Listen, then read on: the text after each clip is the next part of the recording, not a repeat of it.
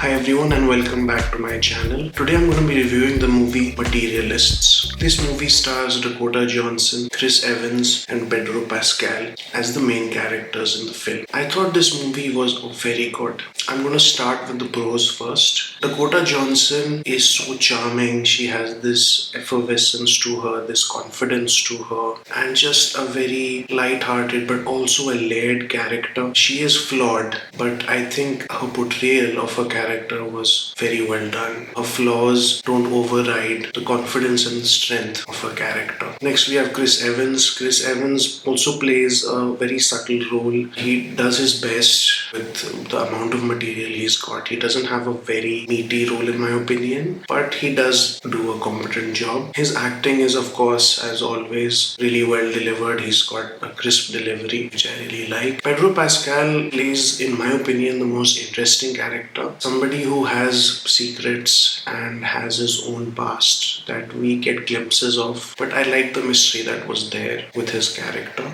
And as the film progresses, we start to understand why he does what he does and why he has become the person he has become. Next, I want to move on to the direction. The direction of the film was really well done. The close shots, the tracking shots, really close-up shots of the faces, they were all really well done. I think it was so crisply done. The editing was also very precise and very tight. The direction never got in the way. It always complemented the film and complemented any movement in the camera, and anytime the characters were speaking, it never got in the way of that. The last positive that I gleaned from this film is the color science. The color science of this film was really good. It had a vintage look to it. I think they shot this film on Kodak film, and it really gave it this beautiful veneer and this beautiful rustic look that really complemented the story and the film. Now I'll move on to the negatives. The negatives were somewhere in the third half, the pacing kind of fell off for me. It felt like the movie was trying to end, but then it doesn't. There were many times when you feel like there is a conclusion and this is where everything should wrap up, but then there is another scene and then another scene. So I felt like they dragged it on quite a bit towards the end, which I wasn't a big fan of. I felt that there is a message in this film about love and how love overrides rational thought. And sometimes it works, but sometimes there are these conflicts of opinion